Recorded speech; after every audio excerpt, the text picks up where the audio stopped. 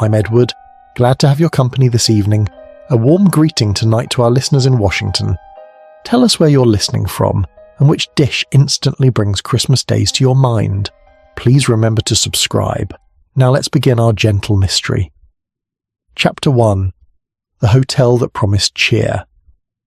The approach to the Hollymere Hotel was, Miss Marple reflected as the taxi turned into the long gravel drive, everything one might hope for in the way of unobtrusive elegance. The building itself stood some half-mile beyond the proper boundaries of St. Mary Mead, positioned with that careful discretion which suggests privacy without isolation. It was neither too grand nor too modest, a late Georgian structure of soft grey stone that seemed to have settled into the landscape with the quiet assurance of something that knew its place and was content with it. The gardens, even in the bare weeks before Christmas, maintained a studied tidiness. The lawns had been put to bed with proper attention, and the bare branches of the ornamental trees had been pruned with an eye to both health and appearance. It was the sort of establishment, Miss Marple thought, that one's more prosperous relations might choose for a restful holiday. The kind of place where one need not worry about encountering anything unexpected or distressing. The taxi drew to a halt before the modest portico, and Miss Marple allowed the driver to assist her from the vehicle. She'd been invited to tea by Mrs. Bantry, an old acquaintance who had taken rooms at the Hollymere for the Christmas season, finding the cheerful solitude, as she put it in her note, preferable to the exhausting obligations of family gatherings. Miss Marple understood the sentiment perfectly. There was something to be said for spending Christmas among strangers who expected nothing of one beyond basic civility. The entrance hall, when she stepped inside, confirmed her initial impressions. Everything spoke of comfort without ostentation.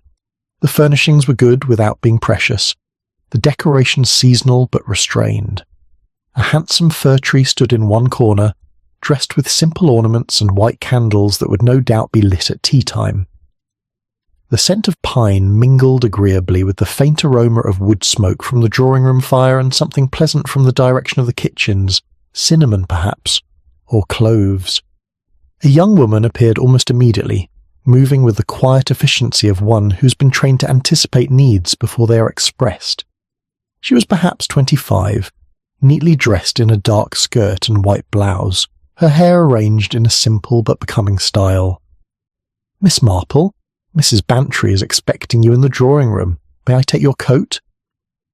Miss Marple surrendered her outer garments and was led through to a pleasant room where a fire burned brightly, and the afternoon light, filtered through lace curtains, fell softly on chintz-covered furniture and well-chosen watercolours. Mrs. Bantry rose from her chair with evident pleasure. She was a comfortable woman in her late 50s, possessed of that particular brand of good humour that comes from having navigated life's disappointments without losing one's fundamental optimism.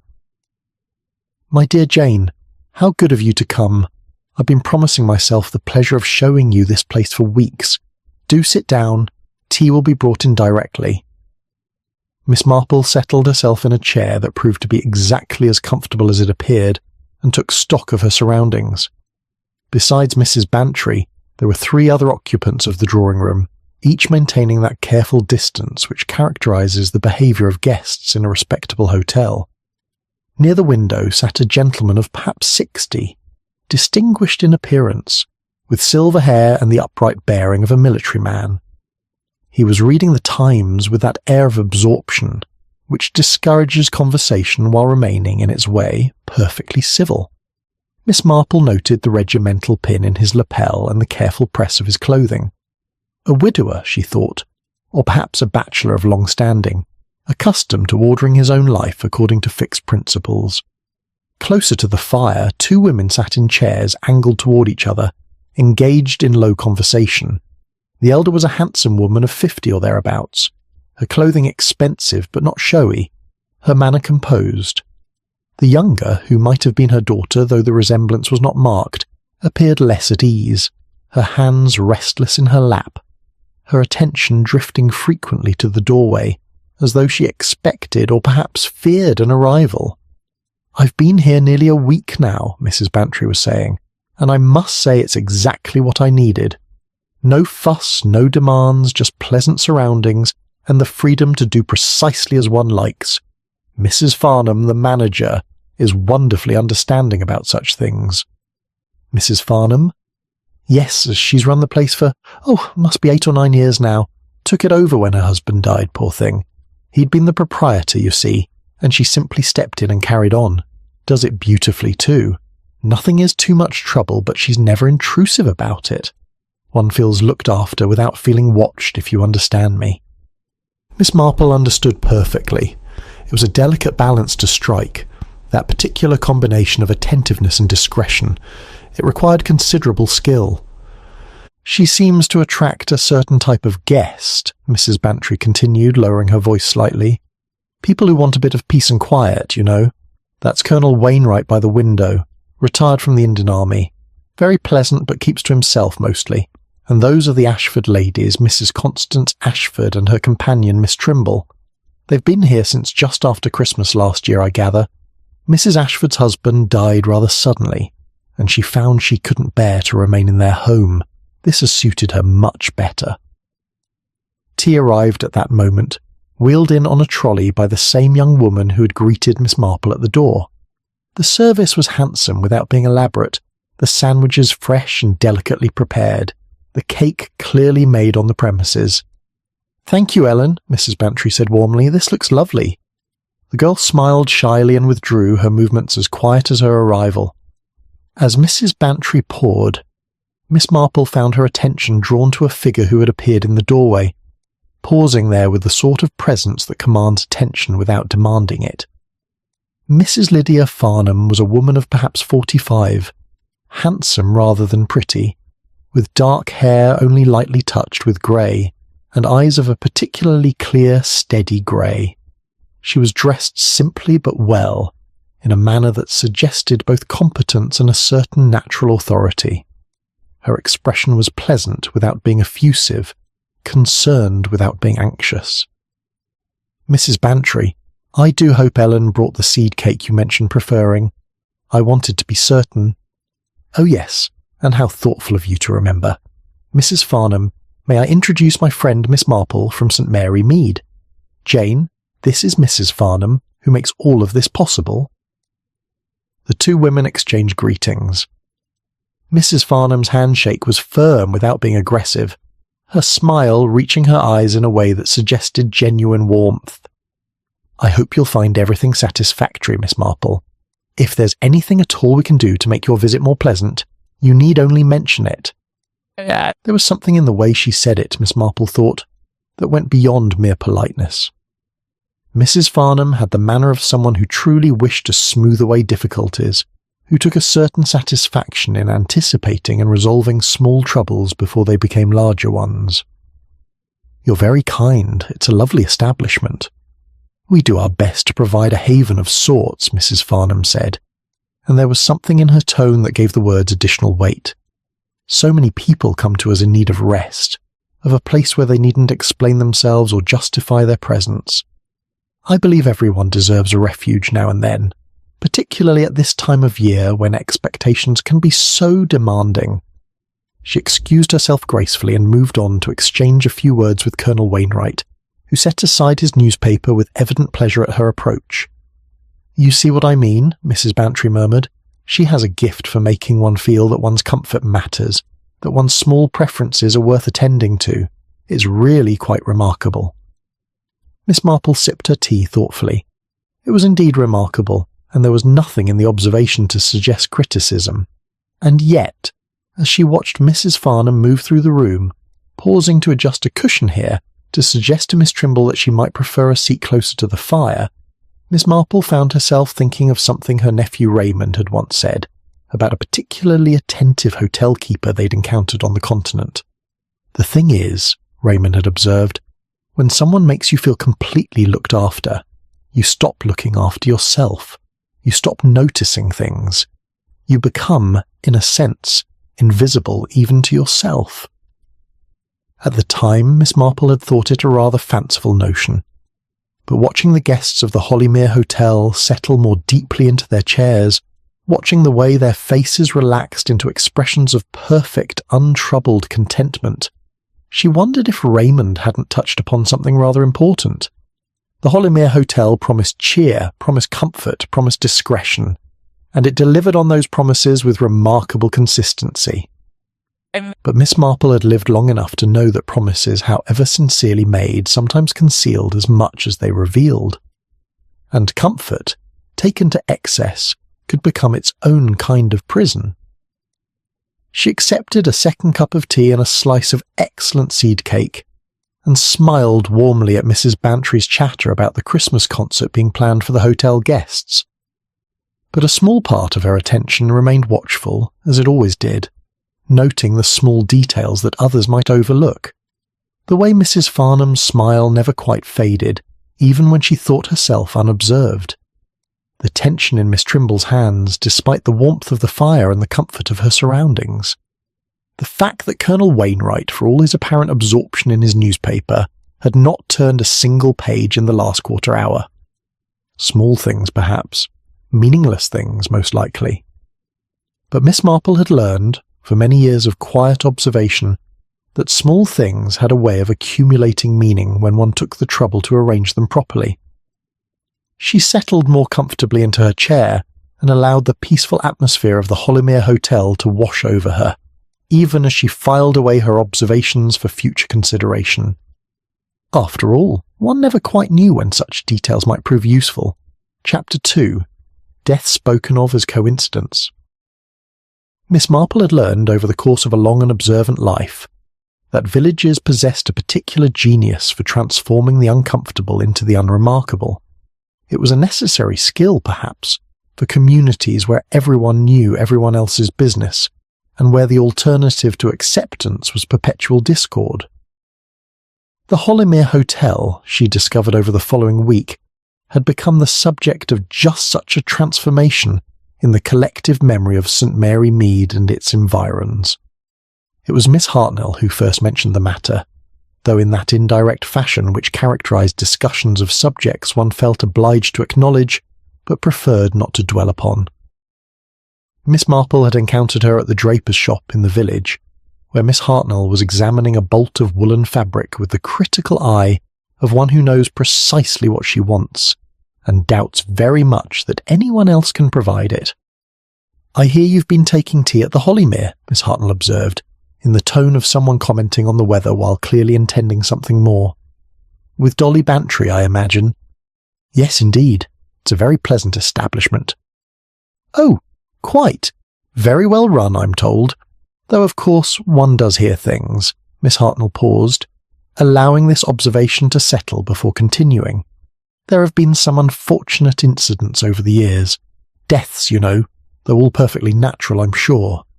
She said this last part with that particular emphasis which suggested she was not at all sure, but felt it would be improper to say so directly. Miss Marple maintained an expression of polite interest. "Indeed? How distressing for Mrs. Farnham." "5 in all, I believe. Or was it 6? No, 5. Spread over. 8 or 9 years, so hardly an epidemic." Miss Hartnell sniffed. "Still, it does seem rather a large number for an establishment of that size, though, as I say, all perfectly explainable. The first was old Mrs. Pemberton, who slipped on ice in the garden. Terrible thing, but she was quite elderly, and the winter that year was particularly severe." "How very sad." "Yes. Then there was Mr. Hartley, the following Christmas. Heart trouble, the doctor said. He'd come to the hotel to avoid family obligations, I gather. His wife had passed the year before, and his daughters were rather pressing him to live with one or another of them. He couldn't face it, apparently. Died peacefully in his sleep." Miss Hartnell selected her fabric with a decisive gesture, and turned her full attention to Miss Marple, clearly warming to her subject now that she had begun. After that came Mrs. Devereux, a widow, very refined, but there had been some sort of financial scandal involving her late husband. Nothing proven, you understand, but sufficient to make things awkward in town. She came to the Hollymere for Christmas, hoping to let matters settle, as people do. Developed pneumonia rather suddenly, gone within the week. How unfortunate. Quite. Then Mr. Thornton, a gentleman from London. He'd been involved in some sort of legal difficulty, though the details were never quite clear. Came to the hotel looking rather haggard, according to Mrs. Bantry, who was there at the time, took a fall down the main staircase and broke his neck. Miss Hartnell delivered this information with that blend of sympathy and satisfaction which comes from being in possession of dramatic facts. Miss Marple made a small sound of distress. The most recent was just last year, Miss Hartnell continued. Miss Ashworth, a school teacher from Bristol. She'd been asked to resign from her position over some unpleasantness involving a pupil's accusations. Nothing substantiated, but you know how these things are. She came to the Holymere for the Christmas holiday and was found dead in her room. Heart failure, the doctor concluded, though she was only 43. 5 deaths, Miss Marple said quietly. All at Christmas time? Well, Christmas week, broadly speaking, though as I mentioned, spread over nearly a decade, and all with perfectly reasonable explanations. Mrs. Farnham was quite distressed, naturally, but there was nothing to be done. These things happen, particularly with people who are already under some sort of strain. Yes, Miss Marple agreed. Yes, I suppose they do. She completed her own purchases and made her way back through the village, her knitting bag over her arm, her thoughts occupied with Miss Hartnell's recitation. 5 deaths, all of them guests seeking refuge from some form of difficulty or disgrace. All of them occurring during the Christmas season, all of them attributed to natural or accidental causes. Taken individually, there was nothing remarkable in any of it. Old people fell on ice. Men with weakened hearts died in their sleep. Pneumonia carried off the vulnerable. Accidents happened, and people under strain were sadly more susceptible to sudden illnesses than those at peace. But taken collectively, considered as a pattern rather than a series of isolated incidents, the deaths acquired a different quality. Not necessarily suspicious, Miss Marple thought, but certainly worthy of consideration. She encountered Dr. Haydock that afternoon, quite by chance, outside the chemist's shop. He was a sensible man, the village physician, with a healthy scepticism about both modern fads and old wives' tales, and Miss Marple trusted his judgment. Dr. Haydock, might I ask you something rather delicate? Of course, Miss Marple, though if it's about Mrs. Bantry's rheumatism, I can tell you she's doing perfectly well at that hotel of hers. Actually, it concerns the hotel itself. I've been hearing about the unfortunate deaths that have occurred there over the years. Dr. Haydock's expression became more guarded. Ah, yes, well, I attended 3 of those cases myself. Mrs. Devereux, Mr. Thornton and Miss Ashworth. The other 2 were before my time here, but I've reviewed the records. And you found nothing unusual? He considered the question carefully. Nothing that would warrant concern from a medical standpoint.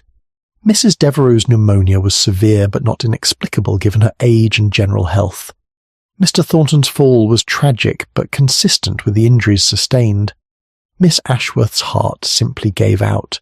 These things happen, Miss Marple, particularly to people under emotional strain. But you did review the records of the earlier deaths, Miss Marple observed gently, which suggests some question did cross your mind. Dr. Haydock smiled ruefully. You're very sharp. Yes, I admit it struck me as an unfortunate pattern, but patterns can be misleading. The Holymere tends to attract a certain type of guest, people seeking privacy because they're troubled by something. Such people are, statistically speaking, more vulnerable to sudden illness or accident. There's nothing sinister in that. Just sad. No, Miss Marple agreed. Nothing sinister, just sad. But as she walked home through the gathering dusk, she found herself thinking about the nature of coincidence and the way human beings organize tragedy into acceptable shapes. 5 deaths, each with its own explanation, each separated from the others by sufficient time to prevent alarm. Spoken of collectively, if at all, as unfortunate cases, the plural neatly dissolving individual weight into a vaguer, more manageable regret. That evening she paid another visit to Mrs. Bantry at the Holymere, this time joining her friend for dinner in the pleasant dining room, where candles cast a warm glow over white tablecloths, and the quiet murmur of conversation suggested contentment rather than unease.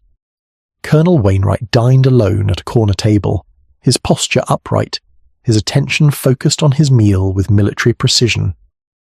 Mrs. Ashford and Miss Trimble shared a table near the window, though Miss Marple noted that most of the conversation appeared to flow in one direction only, Mrs. Ashford speaking in low, earnest tones, while her companion nodded without contributing much of substance.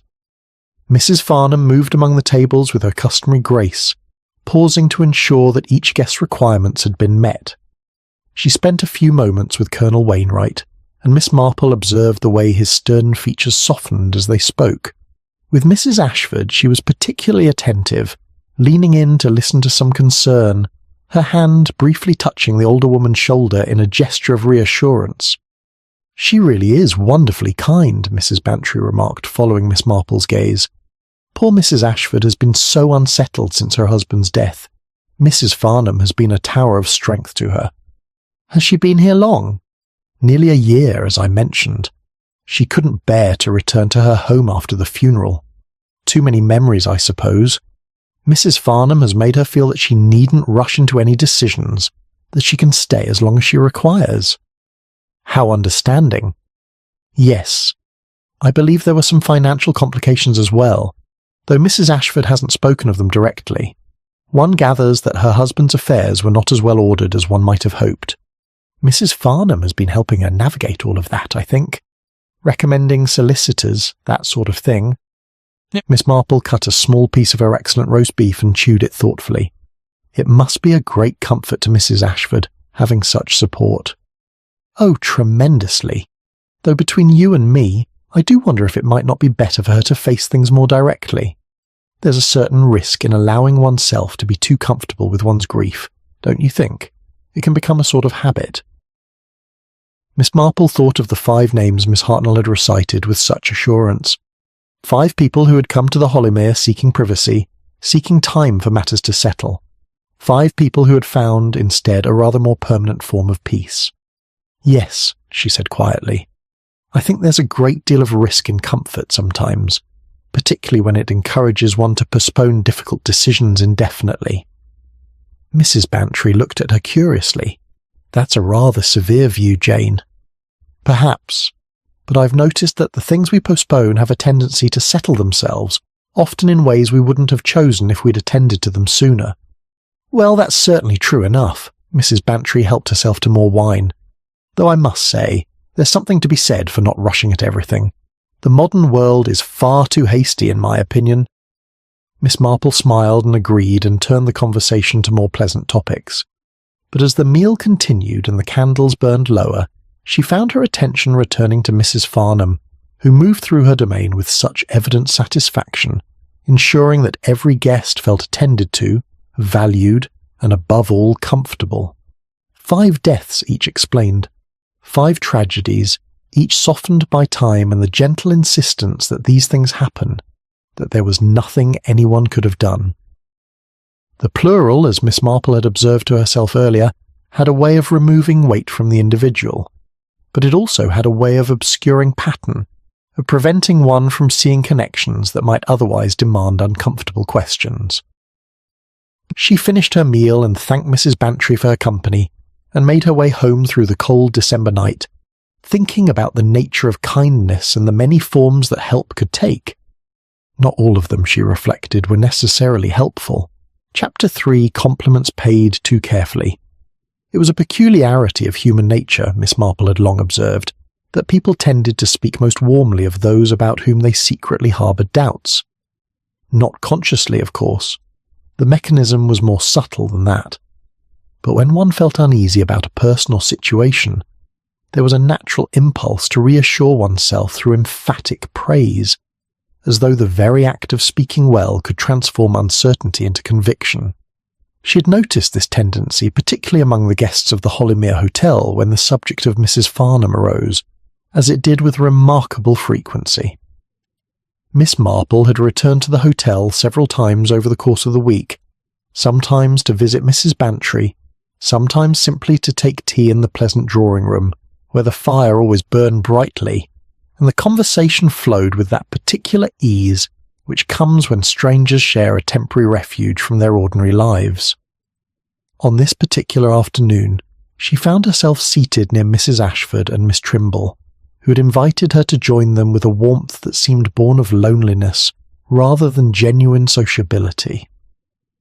Mrs. Ashford, Miss Marple thought, was the sort of woman who needed an audience for her anxieties, someone to whom she could rehearse her troubles without quite admitting they were troubles at all.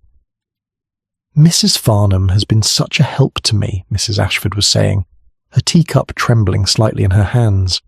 "I simply don't know what I should have done without her guidance. When dear Harold died so suddenly, I was quite at sea. The solicitors were so frightfully complicated, and the banks kept sending letters I couldn't begin to understand. Mrs. Farnham sat with me and explained everything so patiently." "How fortunate for you," Miss Marple observed. "Oh yes, she's been an absolute angel, and she never makes one feel foolish, you know, for not understanding things that men always seem to find so straightforward. She told me there was no shame in taking one's time, that Harold's affairs had been in rather a muddle, and it was perfectly natural to feel overwhelmed." Miss Trimble nodded dutifully, though she contributed nothing to the conversation. She was a faded woman of perhaps 50, Miss Marple thought, with the rather defeated air of someone who'd spent a lifetime in the service of more forceful personalities. A companion, paid or otherwise, whose own desires had long since been subordinated to those of her employer. "Mrs. Farnham has been helping me decide about the house as well," Mrs. Ashford continued. "She feels it would be too distressing for me to return there just yet. The memories, you understand. She suggested I remain here until the spring at least, perhaps longer. She says there's no virtue in rushing into decisions one might later regret." "That's very considerate of her," Miss Marple said, "though I imagine it must be rather expensive living in a hotel for such an extended period." A fleeting expression crossed Mrs. Ashford's face, something between guilt and defensiveness. "Well, yes, I suppose it is. But Mrs. Farnham has been tremendously understanding about the financial arrangements. She knows that Harold's estate is still being settled, and she's perfectly content to wait for payment until matters are resolved. She trusts me, you see. She knows I'm good for it." Miss Marple made a sympathetic sound and turned her attention to her knitting. It was a skill that had served her well over the years, this ability to appear completely absorbed in one's handwork while remaining perfectly aware of everything occurring around one. People tended to speak more freely in the presence of clicking needles, as though the domestic activity rendered one somehow less threatening, less judgmental. Mrs. Ashford, having received the encouragement of Miss Marple's attentiveness, seemed unable to stop herself from elaborating further. "She's been wonderful with Miss Trimble as well. Haven't you found her so, Clara? When you were feeling unwell last month, she insisted you stay in bed and sent up your meals on a tray. She wouldn't hear of you exerting yourself." "Yes," Miss Trimble said quietly. "She was very kind." There was something in the companion's tone, some quality of careful neutrality, that caught Miss Marple's attention. She glanced up from her knitting to find Miss Trimble looking at her with an expression that was difficult to interpret. Not quite appeal, not quite warning, but something hovering between the two. The moment passed quickly. Miss Trimble lowered her gaze to her own hands, which lay idle in her lap, and Mrs. Ashford swept on with her litany of Mrs. Farnham's virtues. Colonel Wainwright entered the drawing-room at that moment, moving with the measured precision of a man accustomed to military routine. He nodded courteously to the ladies, and made his way to his customary chair by the window. But before he could settle himself, Mrs. Ashford called out to him, "Colonel Wainwright, we were just speaking of how marvellous Mrs. Farnham is. You must agree, surely." The Colonel paused, his expression suggesting mild discomfort at being drawn into conversation he had not invited. But courtesy, as always, prevailed.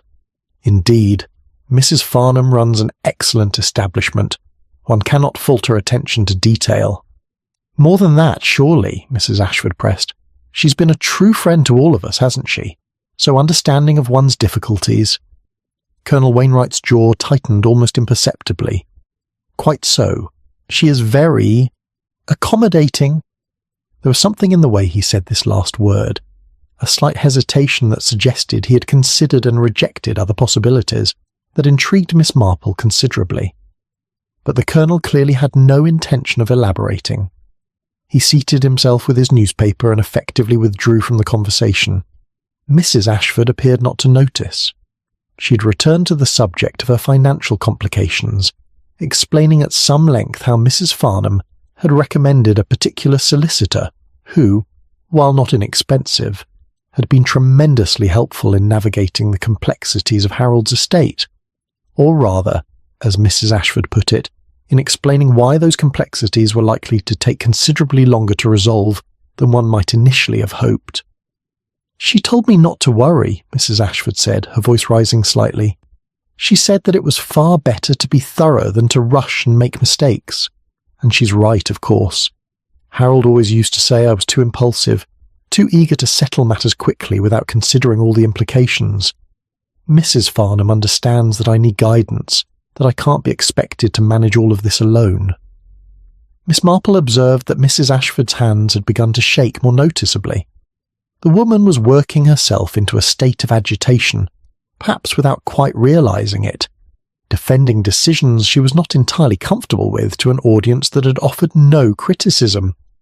It was at this point that Mrs. Farnham herself appeared in the doorway, as though summoned by the intensity of Mrs. Ashford's need. She took in the scene with a single comprehensive glance and moved smoothly to Mrs. Ashford's side. "My dear Mrs. Ashford, you look quite exhausted. Have you been overtaxing yourself? You know what Dr. Matthews said about avoiding strain." Mrs. Ashford's agitation seemed to increase rather than diminish at this gentle reproof. "I'm perfectly well, I assure you. I was simply explaining to Miss Marple how helpful you've been." "How kind of you to say so, but I think perhaps a rest before dinner might be in order. Clara, would you help Mrs. Ashford to her room? I'll have Ellen bring up a nice cup of chamomile tea." Miss Trimble rose immediately, her movements those of long practice. Mrs. Ashford began to protest, but Mrs. Farnham's voice, though still gentle, carried a note of finality. Now, you know I only have your best interests at heart. We mustn't let ourselves become overwrought, must we? Everything can wait until you're feeling more yourself." Mrs. Ashford allowed herself to be led away, still murmuring thanks and reassurances that she was quite well, really. Just a little tired, perhaps. Miss Trimble supported her with the patient competence of someone who had performed this service many times before. Mrs. Farnham turned to Miss Marple with an apologetic smile. "Poor dear, she tries to do too much. I've been attempting to convince her to take things more slowly, but she will insist on worrying about matters that are well in hand." "It must be very difficult for her," Miss Marple said. "Losing one's husband so suddenly." "Indeed, and then to discover that his affairs were in such disarray. It quite shattered her confidence, I'm afraid. She doubts her own judgment now, questions every decision. I've tried to reassure her that there's no shame in accepting help, that it's far better to lean on someone trustworthy than to stumble along alone and make things worse." "You're very patient with her." "One does what one can. I've seen too many people make hasty decisions in the wake of grief, decisions they later come to regret. Sometimes the kindest thing one can do is encourage patience, even if it means prolonging discomfort in the short term."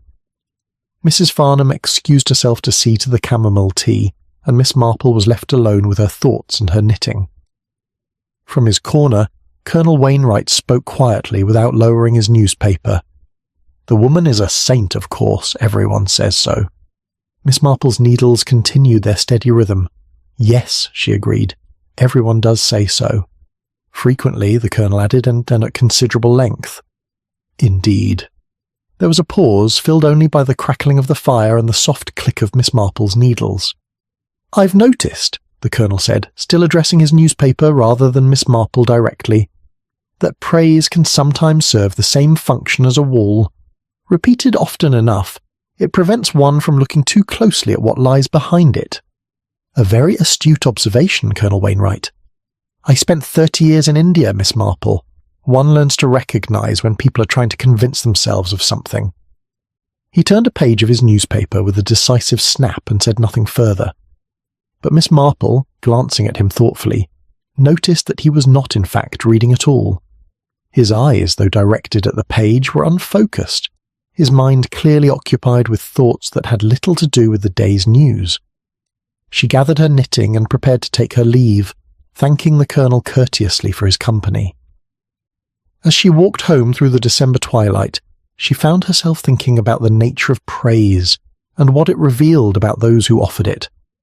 Mrs. Ashford's anxious insistence on Mrs. Farnham's virtues, the careful way guests spoke of her kindness, her understanding, her infinite patience. These were not the comfortable, casual compliments one paid to someone whose goodness was taken for granted. They were the emphatic declarations of people who needed to believe in what they were saying, who required constant reassurance that their trust had not been misplaced. In Miss Marple's experience, such declarations often rose precisely where questions had been most carefully avoided. And questions, she reflected as she let herself into her cottage, had a way of demanding answers eventually, whether one wished to hear them or not. Chapter 4, The Guestbook with Gaps. The discovery came about, as such things often do, through no particular design of Miss Marple's own. She had arrived at the Hollymere one afternoon to find Mrs. Bantry indisposed with a headache and resting in her room. Rather than disturb her friend, Miss Marple had settled herself in the entrance hall with a book she had brought from the lending library, content to spend a quiet hour in the pleasant warmth before making her way home. The hall was empty save for Ellen, who was polishing the brass fittings with the methodical attention of someone who took pride in their work. The young woman worked silently, her presence no more intrusive than the ticking of the long case clock in the corner. On the small table beside Miss Marple's chair lay the hotel's guest register, a handsome leather-bound volume that sat open for visitors to sign upon arrival. Miss Marple had noticed it on previous visits, but had never thought to examine it more closely. Now, with time on her hands and her book proving less engaging than she had hoped, she found her attention drifting to the careful script that filled its pages. The current entries were unremarkable. Colonel Wainwright's signature, bold and upright, Mrs. Bantry's cheerful scrawl, Mrs. Ashford's tremulous hand, with Miss Trimble's name recorded just below in smaller, neater letters. A few other guests whose faces Miss Marple had glimpsed in the dining room but had not yet met. Idly she turned the pages backward, curious to see who had stayed at the Hollymere in previous seasons. The book went back several years, she discovered, each page a record of comings and goings, of Christmas holidays spent away from home, of quiet retreats taken during the darkest months of the year. It was when she reached the entries from 3 Christmases past that she first noticed something odd.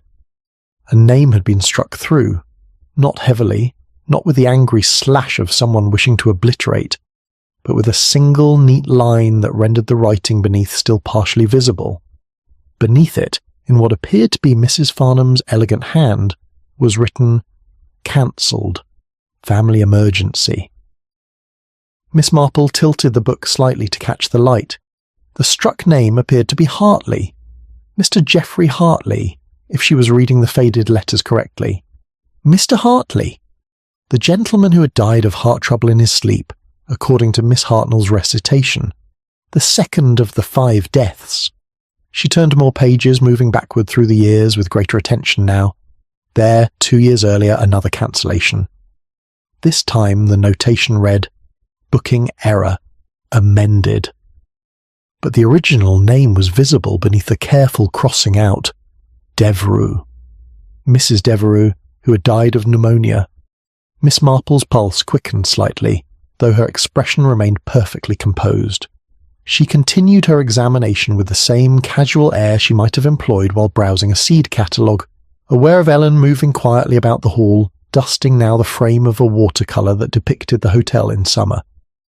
3 pages further back she found another alteration, though this one was more subtle.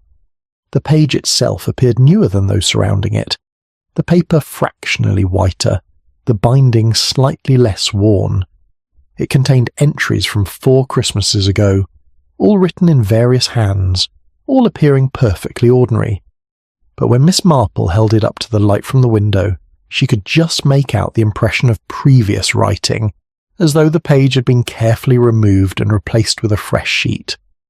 She let the page fall naturally and continued her backward progress through the register. Another struck name here, Another replace page there. The alterations were never dramatic, never obvious enough to catch the eye of someone merely glancing through.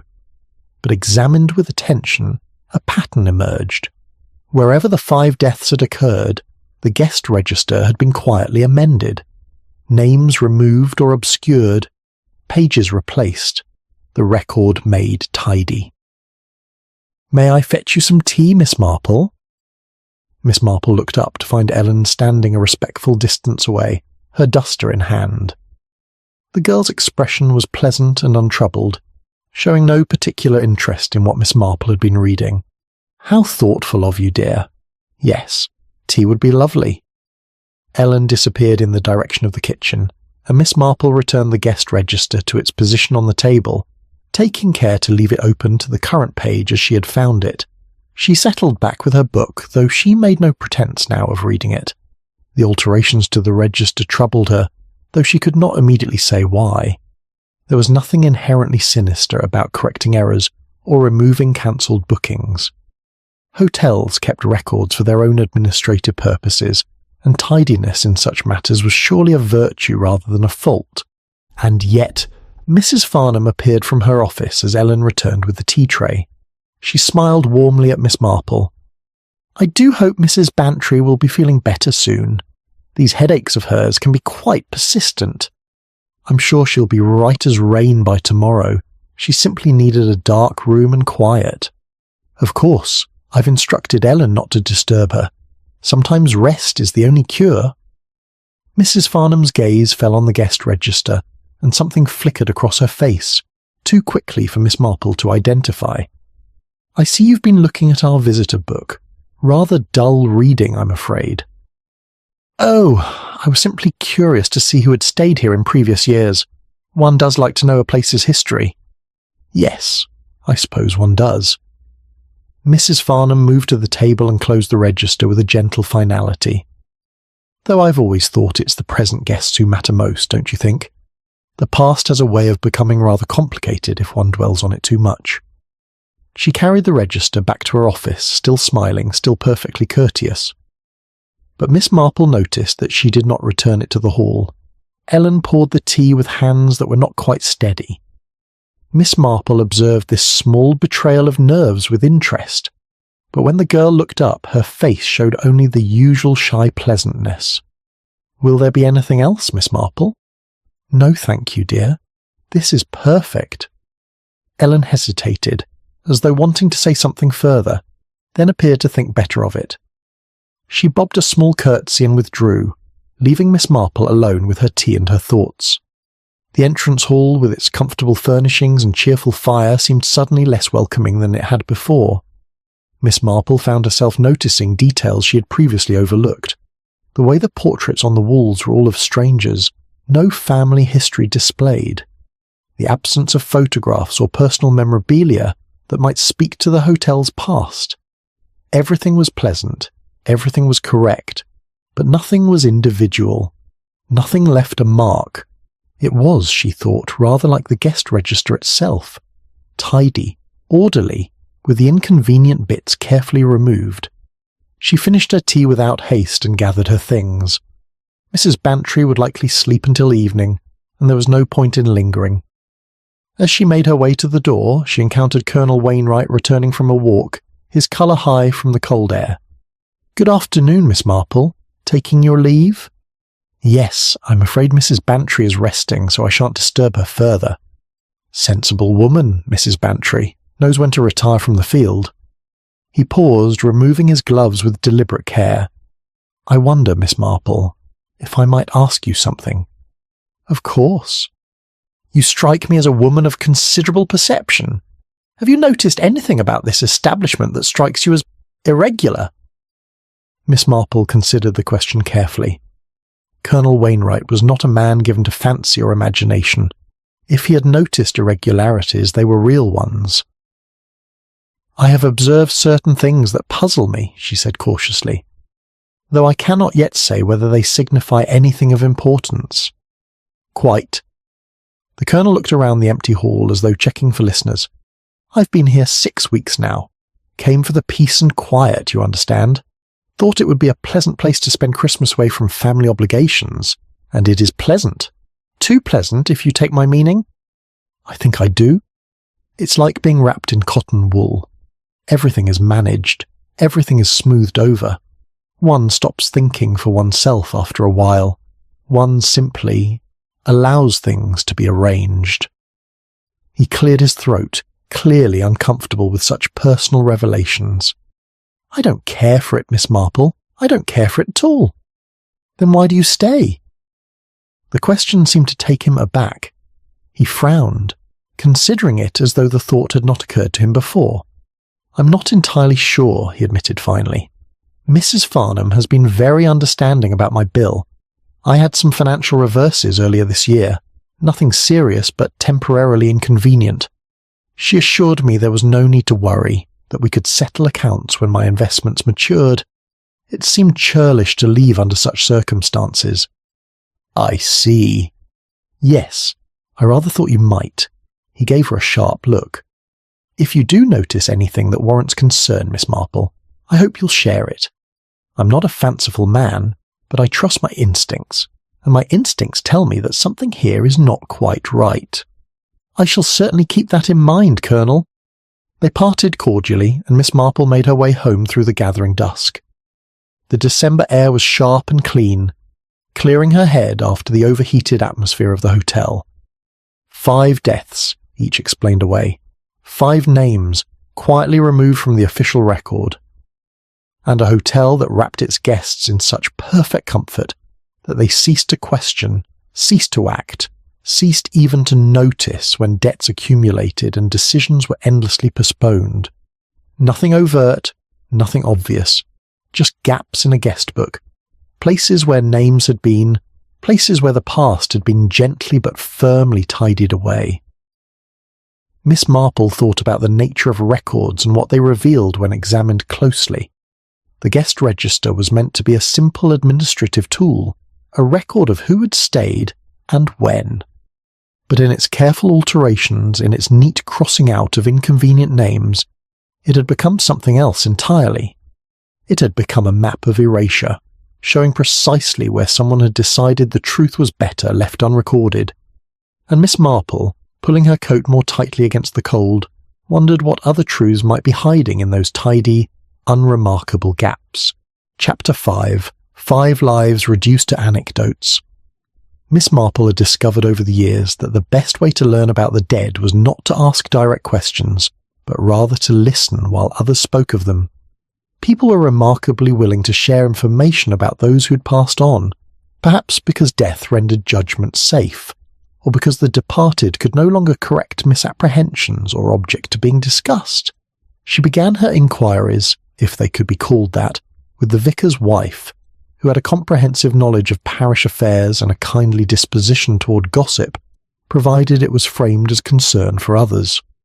Mrs. Pemberton, Mrs. Clement said, her face assuming the expression of gentle melancholy appropriate to the mention of the deceased. Oh yes, poor soul. She fell on the ice in the gardens at the Holymere. It was quite tragic, really, though one must admit she was rather past the age for wandering about in winter weather. 83, if I recall correctly. Had she been staying at the hotel long? Just arrived that very day, I believe. She'd come from Bath, where there had been some unpleasantness with her nephew regarding her will.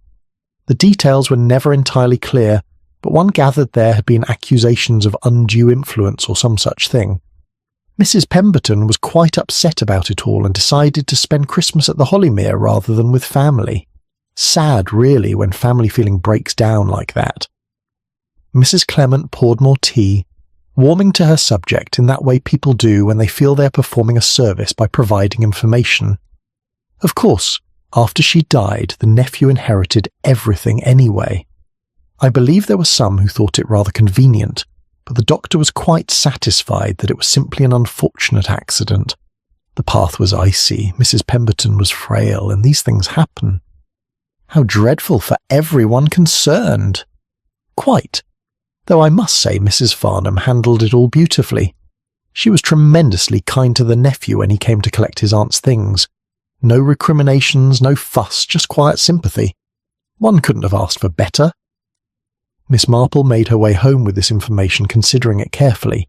An elderly woman, upset about family conflict, dead on her first day at the hotel. The matter had been simplified in memory to an unfortunate accident, the complications of the will dispute fading into a vague reference to unpleasantness. Mr. Hartley's story emerged over the course of several conversations. Miss Hartnell provided the initial outline, elaborated upon by the postmistress, who had heard details from her sister who had known the gentleman slightly. "Came here to escape his daughters, if you can imagine such a thing," Miss Hartnell declared with a sniff. They'd been positively hounding him to sell the family home and move in with one of them after his wife died. Couldn't leave the poor man alone to grieve in peace. He told someone at the hotel, Mrs. Bantry, I believe, that he felt quite hunted. And he died in his sleep? Hart gave out, though there were those who said he'd been in perfectly robust health before he arrived at the Hollymere. Still, grief can do strange things to the body, can't it? And the doctor found nothing suspicious. Natural causes, clear as day. The postmistress added that Mr. Hartley's estate had been divided equally among his 3 daughters, who had sold the family home within a month of the funeral and split the proceeds.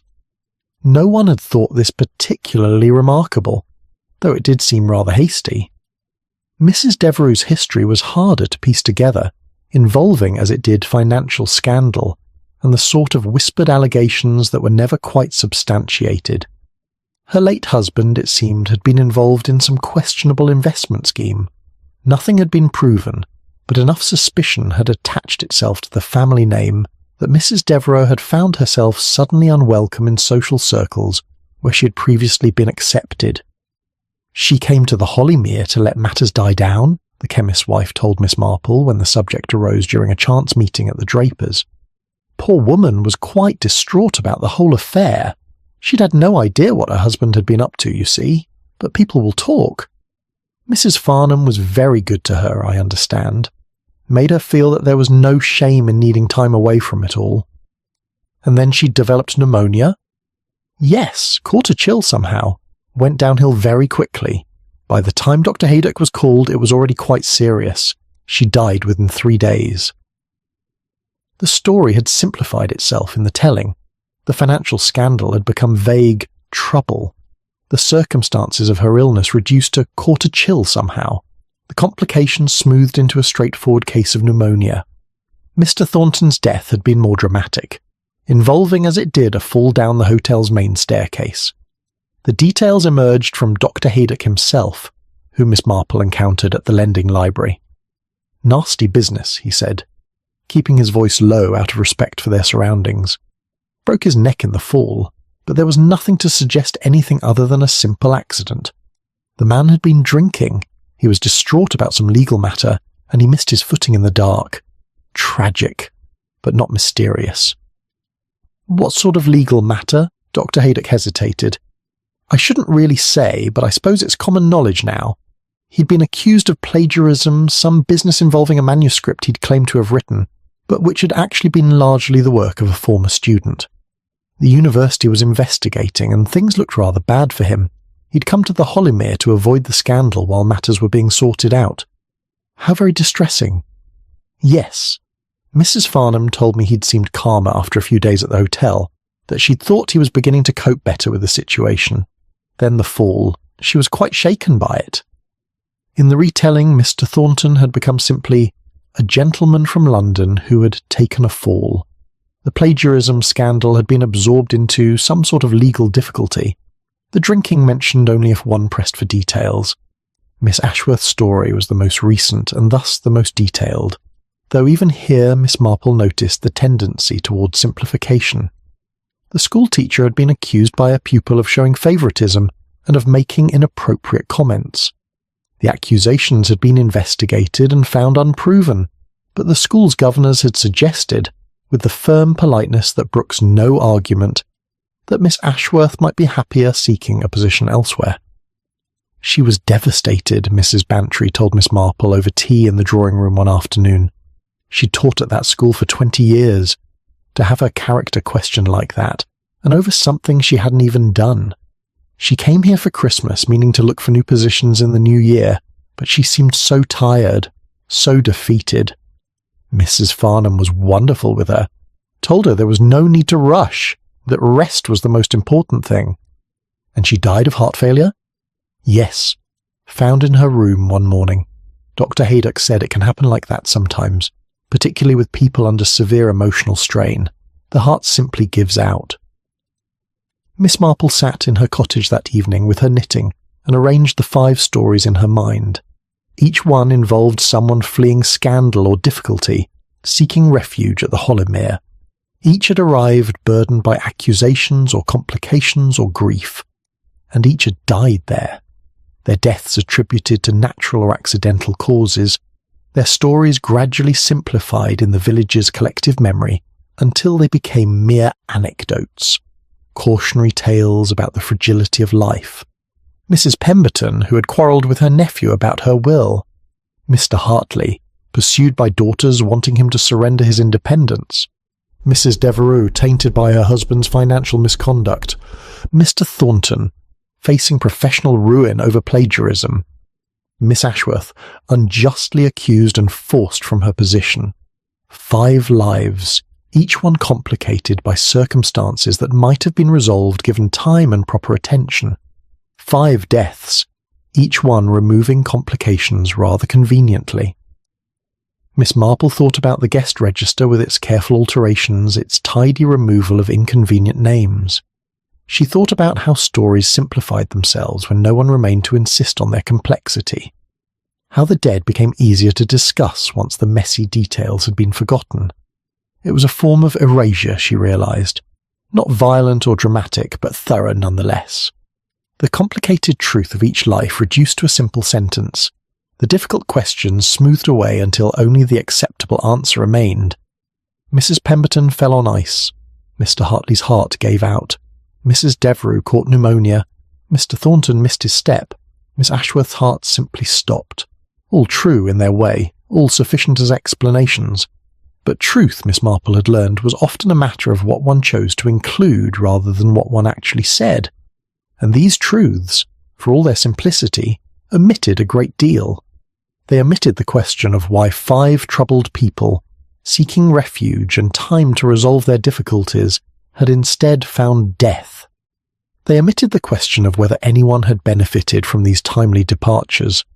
They omitted, most significantly, the question of whether these deaths had truly been as isolated and unconnected as they appeared, or whether they formed a pattern that became visible only when one took the trouble to look.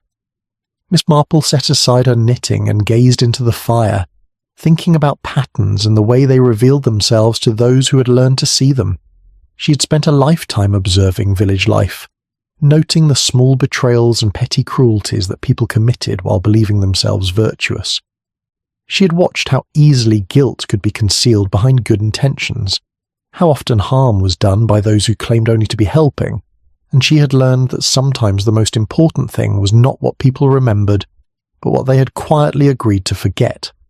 5 lives, reduced to anecdotes.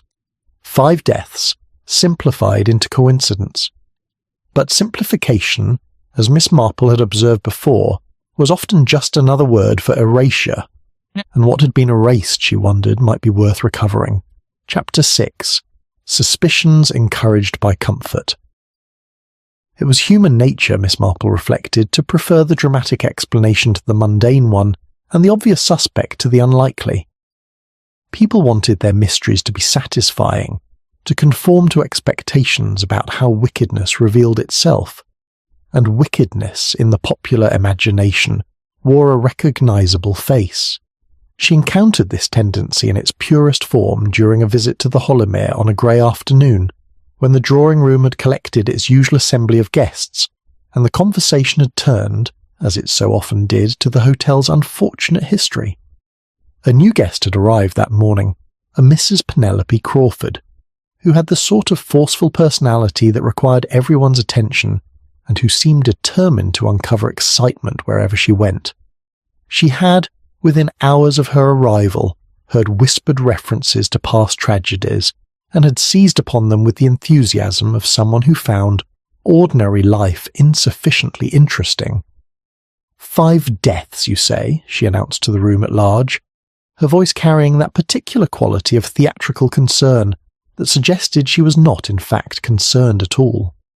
All during the Christmas season?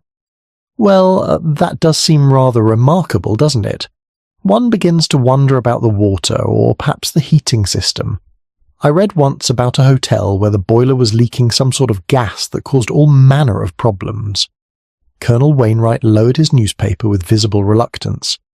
The deaths occurred over nearly a decade, Mrs. Crawford, and under entirely different circumstances. A faulty boiler seems an unlikely common factor. Well, something must explain it, Mrs. Crawford insisted. 5 is a considerable number for an establishment of this size.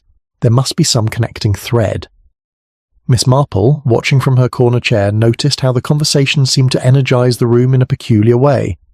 Mrs. Ashford looked simultaneously alarmed and fascinated. Mrs. Bantry leaned forward with interest. Even Miss Trimble, who usually kept her gaze fixed on her lap, glanced up with something that might have been hope or might have been fear. "I believe," Mrs. Farnham said quietly from the doorway, where she had appeared with her usual excellent timing, "that the connecting thread is simply misfortune. Sad coincidence, nothing more. Though I understand the temptation to seek patterns where none exist." "Oh, I'm sure you're quite right," Mrs. Crawford said, though her tone suggested she thought nothing of the sort. "Still, one does wonder, what about the staff? Have any of them been here throughout all these incidents?" "Ellen has been with us for 5 years," Mrs. Farnham said, her voice retaining its pleasant neutrality. "The cook for 7. Before that, staff changed rather frequently, as is common in hotels. And that porter fellow I saw earlier, the one who looks rather nervous and shifty." Mrs. Farnham's smile tightened almost imperceptibly. "Mr. Griggs has been here for 3 years. He's not shifty, merely shy. He finds conversation difficult, which is why I've kept him in positions that require minimal interaction with guests." But the seed had been planted, and Miss Marple watched with interest as it took root. Over the following days, Mr. Griggs became an object of speculation among certain guests. He was observed crossing the grounds with his peculiar shuffling gait. His habit of avoiding eye contact was noted and analysed. Someone recalled that he had been present during at least 2 of the deaths, though exactly what this was meant to signify remained unclear. Miss Marple encountered him herself one morning while taking a turn through the gardens. He was trimming back dead growth from the rose bushes, his movements careful and methodical. When he noticed her approach, he ducked his head and appeared ready to flee. "Good morning," Miss Marple said gently. "The gardens are beautifully maintained." "Thank you, miss." His voice was barely audible, and he did not meet her eyes. "You must take great pride in your work." He shifted uncomfortably. "Mrs. Farnham says I have a gift for it. She's been very kind to me, has Mrs. Farnham. Gave me this position when nobody else would hire me." "Oh? Had you difficulty finding employment?" "I was in a bit of trouble once, miss. Nothing terrible, just foolishness when I was younger. But people remember these things. Mrs. Farnham said everyone deserves a second chance, though, and she's been true to her word." He excused himself then and hurried away, leaving Miss Marple to contemplate this information. A man with a questionable past, grateful to his employer, unlikely to question her instructions or observe too closely what occurred around him. Useful, in its way, for someone who valued discretion, but also, she thought, an obvious target for suspicion should suspicion arise, a convenient explanation, ready at hand. The speculation expanded to include others as well.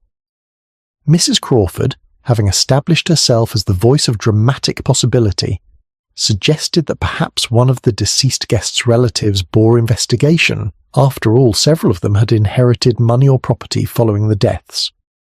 "That nephew of Mrs. Pemberton's, for instance," she said over tea one afternoon. "Very convenient for him that his aunt died before she could change her will, don't you think?" "The nephew was in Bath at the time of Mrs. Pemberton's death," Colonel Wainwright pointed out with barely concealed irritation. "I believe the police verified his whereabouts." "Well, yes, but people can hire others to do their dirty work, can't they? And what about Mr. Hartley's daughters? 3 of them splitting the family fortune. That's quite a motive." Miss Trimble, who had been sitting quietly as usual, spoke up unexpectedly. "They were all devastated by their father's death. I happened to be here when they came to collect his belongings. They were genuinely grieving." Mrs. Crawford waved this away. People can grieve and still have benefited from a death. The two are not mutually exclusive. Miss Marple listened to these discussions with growing fascination. Each new theory moved further from the Hollymere itself, focusing instead on external actors with obvious motives. The nephew who inherited, the daughters who divided the estate, the business partner who might have wished to silence Mr. Thornton, the school governor who might have held a grudge against Miss Ashworth. Every explanation relied on personality rather than evidence, on the familiar tropes of detective fiction rather than the quiet realities of how harm actually occurred. And every explanation she noticed carefully avoided examining what had happened within the walls of the hotel itself. Mrs. Farnham encouraged this tendency with subtle skill. She never directly accused anyone, never pointed fingers or made implications. But when Mrs. Crawford mentioned the nephew's convenient inheritance, Mrs. Farnham would sigh and say that yes, it had seemed rather fortunate for him. When someone wondered about Mr. Thornton's circumstances, she would mention, regretfully, that he had seemed quite agitated about certain professional relationships in the days before his fall. She guided suspicion outward, away from the Hollymere, away from herself, with such gentle touches that no one noticed they were being guided at all. One evening, Miss Marple found herself alone in the drawing room with Miss Trimble. Mrs. Ashford had retired early with one of her headaches, and the other guests were at dinner. Miss Trimble sat by the fire, staring into the flames with an expression of profound weariness. "You seem troubled," Miss Marple observed quietly. Miss Trimble started as though she'd forgotten she was not alone. "Oh, yes, I suppose I am. It's all this talk of suspicion and mystery. It unsettles one." "Because you fear there may be truth in it?" "Because I fear people are looking in entirely the wrong direction." The words came out in a rush, as though Miss Trimble had been holding them back for some time. Then she seemed to catch herself. "That is, I'm sure it's all nonsense. Just coincidence, as Mrs. Farnham says." "But you have doubts." Miss Trimble's hands twisted in her lap. "I shouldn't say anything. Mrs. Farnham has been nothing but kind to us. She's helped Mrs. Ashford through such a difficult time, and I have no proof of anything, just observations, impressions." "Sometimes impressions are the most reliable guides we have." "Are they?" Miss Trimble looked at her directly for the first time. "I've been companion to Mrs. Ashford for 8 years, Miss Marple. I've watched her become more and more dependent on Mrs. Farnham's guidance. Every decision deferred, every action postponed. Mrs. Farnham tells her not to worry, that there's time enough, that rest is what she needs, and Mrs. Ashford believes her because it's comfortable to believe her." "You think Mrs. Farnham's advice is not in your employer's best interests?" "I think—" Miss Trimble paused, choosing her words carefully. "I think Mrs. Farnham has created a place where people can avoid making difficult choices indefinitely, and I think some people have avoided them until it was too late to make any choices at all." Before Miss Marple could respond, footsteps sounded in the hall. Miss Trimble's expression closed immediately, becoming once again the passive, unremarkable mask of a good companion. Mrs. Farnham entered with her usual gracious smile. "Miss Trimble, I was just coming to check on Mrs. Ashford. Is she resting comfortably?" "Yes, Mrs. Farnham. I gave her the headache powder you recommended." "Excellent. She relies on you so much, my dear. You're a tremendous comfort to her." Mrs. Farnham's gaze shifted to Miss Marple. "I hope you're finding everything satisfactory this evening." "Quite satisfactory, thank you." "Good. We do so want our guests to feel at ease. There's been rather too much dramatic speculation lately, I'm afraid. Mrs. Crawford has quite a vivid imagination." "She does seem determined to find mystery where there may be none," Miss Marple agreed. "Exactly so. It's far more likely that unpleasant people with obvious motives were responsible for whatever suspicion attaches to these sad events, don't you think? Rather than imagining complicated conspiracies where simple greed or resentment explains everything." It was masterfully done, Miss Marple thought. Mrs. Farnham had just suggested, without quite saying so, that if there was any wrongdoing it lay with the relatives who had inherited, the colleagues who had benefited, the outsiders who had motives, not with the hotel, not with the woman who had been present for every single death.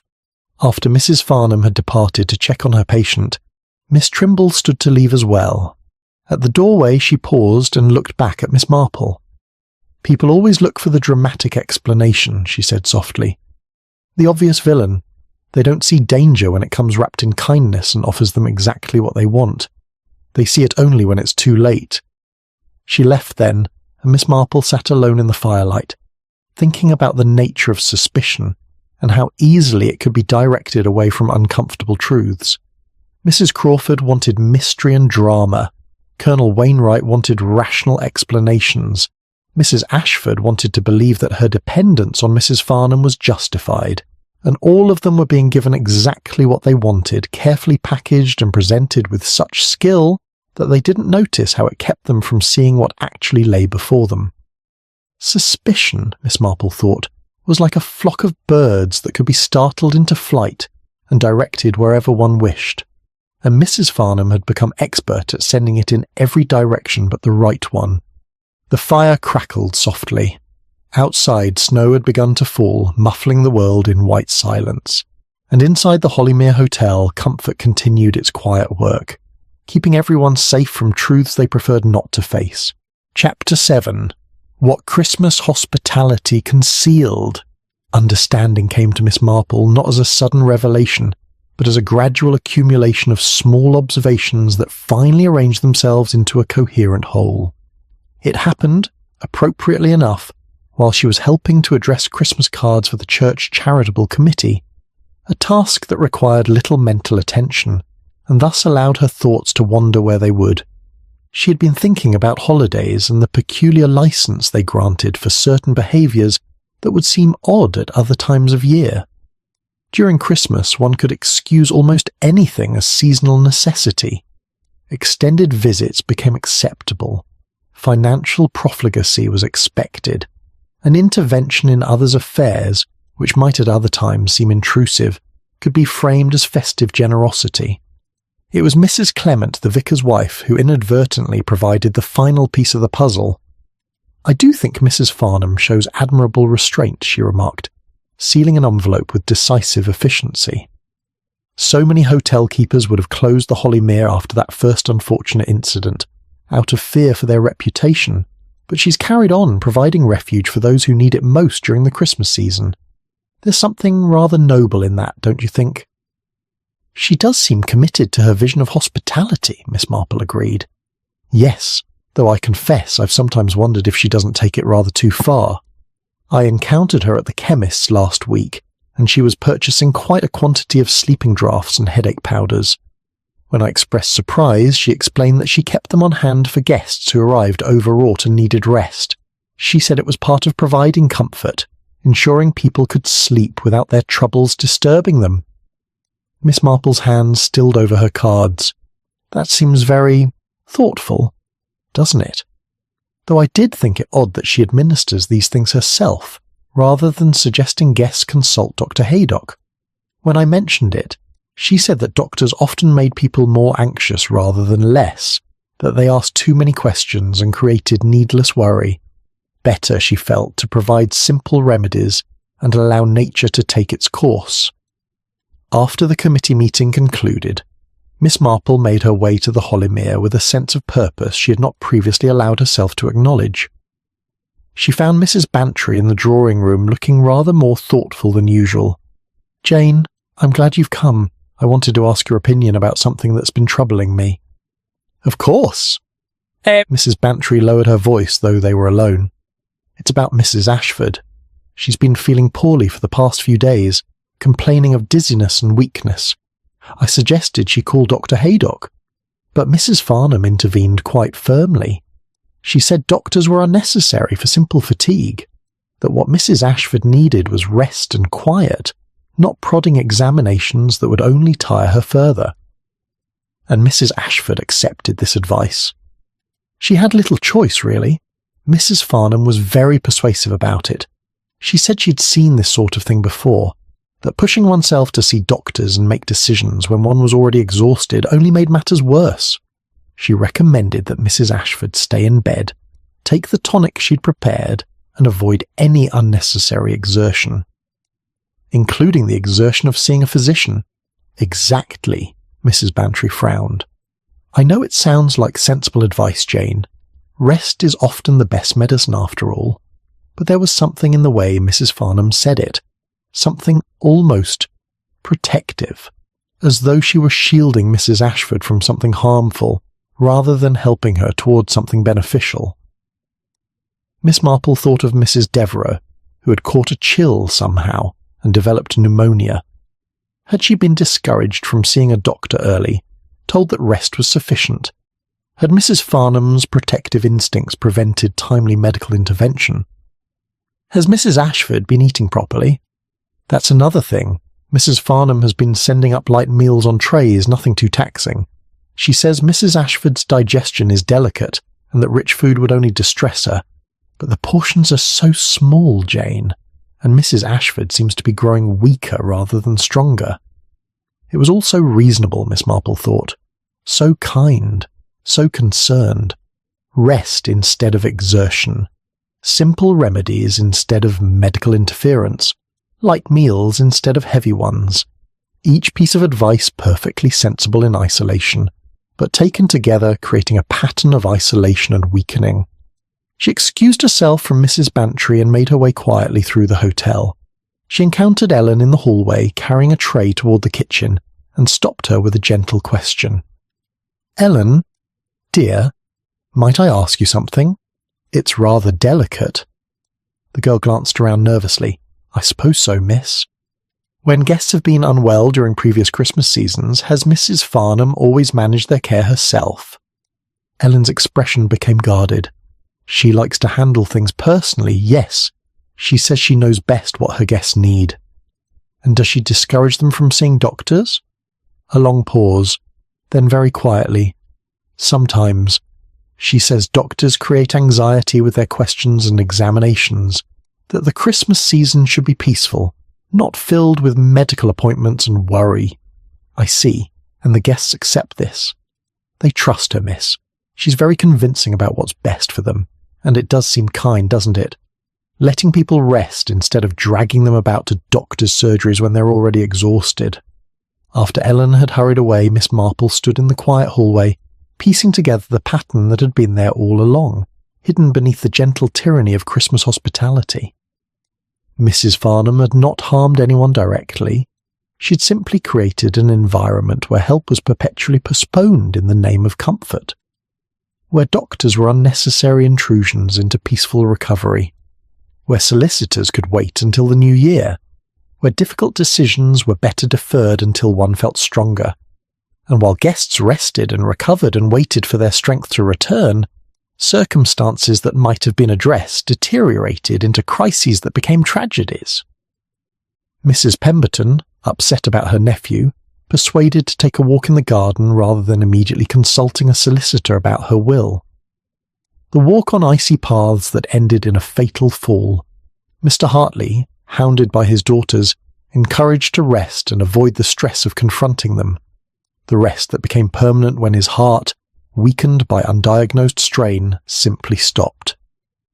Mrs. Devereux, caught in financial scandal, soothed with tonics and told to avoid the anxiety of immediate legal consultation.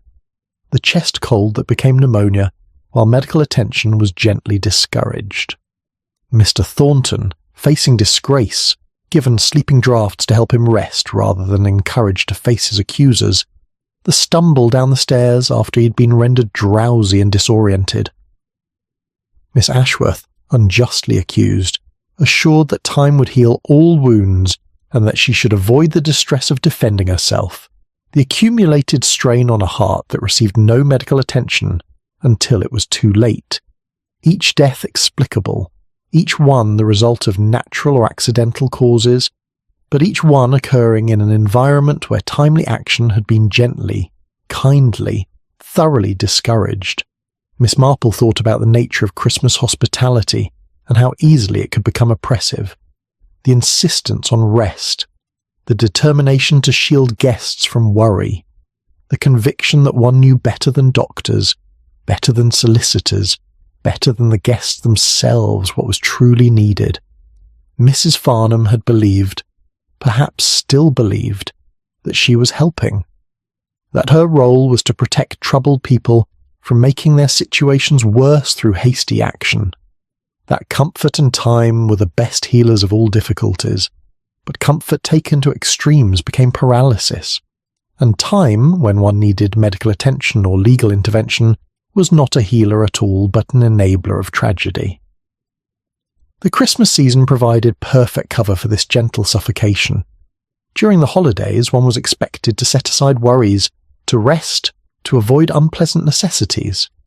Mrs. Farnham had simply extended these seasonal permissions into a permanent philosophy, creating a refuge that was also a trap. Miss Marple made her way to the drawing room, where she found Colonel Wainwright reading by the fire. He looked up as she entered. "You have the expression of someone who has reached an unwelcome conclusion," he observed. "I'm afraid I have." "About the deaths? About the circumstances that made them possible?" The Colonel set aside his newspaper. "I've been thinking along similar lines myself.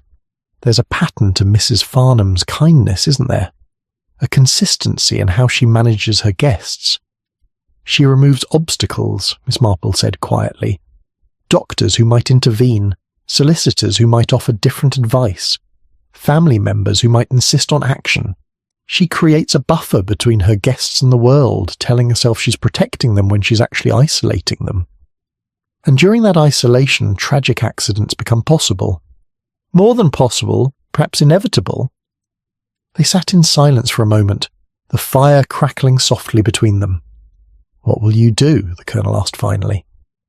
Miss Marple looked toward the staircase, thinking of Mrs. Ashford resting in her room, growing weaker on tonics and light meals, being gently discouraged from seeking proper medical attention. "I think," she said slowly, "that it's time someone intervened.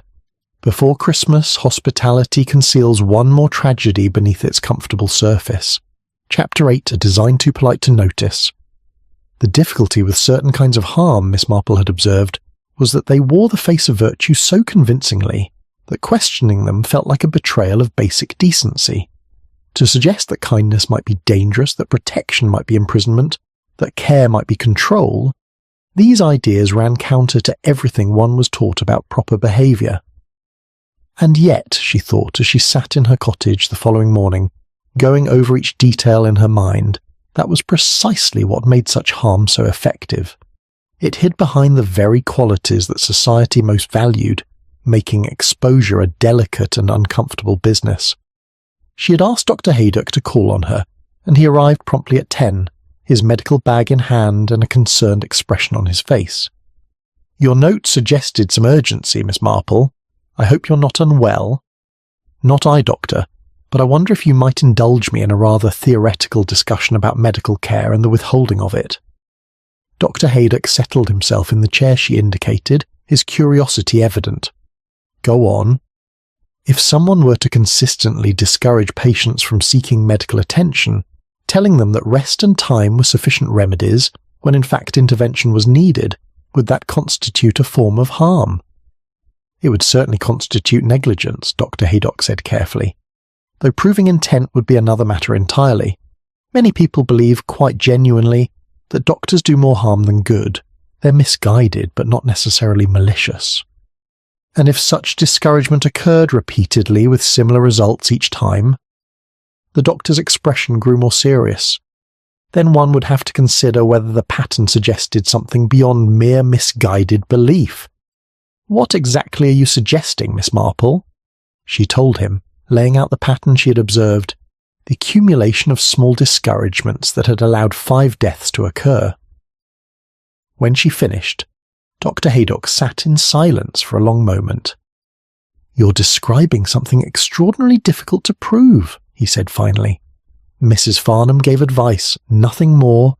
She didn't prevent anyone from seeking medical care. She simply suggested they might prefer to wait. The fact that waiting proved fatal doesn't necessarily indicate criminal intent." "No," Miss Marple agreed, "but it does indicate a consistent pattern of behaviour that has consistent results." "What would you have me do?" "I would have you examine Mrs. Ashford immediately, regardless of what Mrs. Farnham suggests, and I would have you pay attention to what you find." Dr. Haydock left with a promise to visit the Hollowmere that very afternoon, and Miss Marple turned her attention to the more delicate task of approaching the matter with those who would find it most difficult to accept. She found Mrs. Bantry in the hotel's conservatory, a bright glass-roofed space that caught the winter sun and made the cold day feel almost pleasant. Her friend was reading, or pretending to, but looked up with evident relief at the interruption. "Jane! Thank goodness! I've been sitting here feeling dreadfully uneasy and not quite knowing why.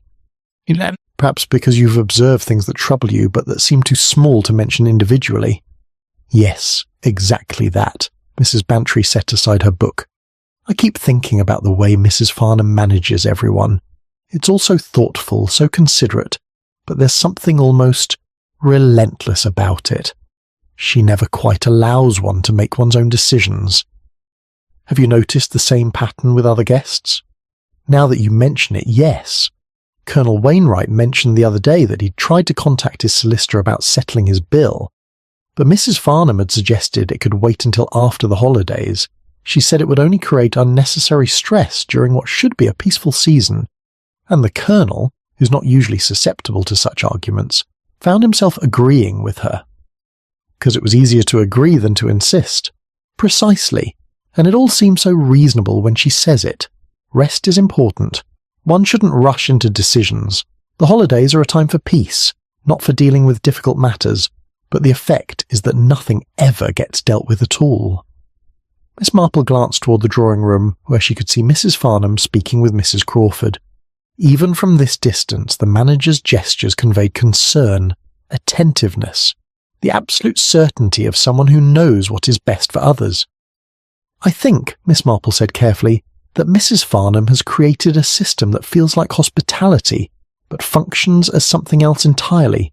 She doesn't merely offer refuge, she insists upon it. And in doing so, she removes from her guests the very agency they need to address their difficulties." Mrs. Bantry absorbed this slowly. "You're saying she's dangerous." "I'm saying she's dangerous precisely because she believes she's helpful.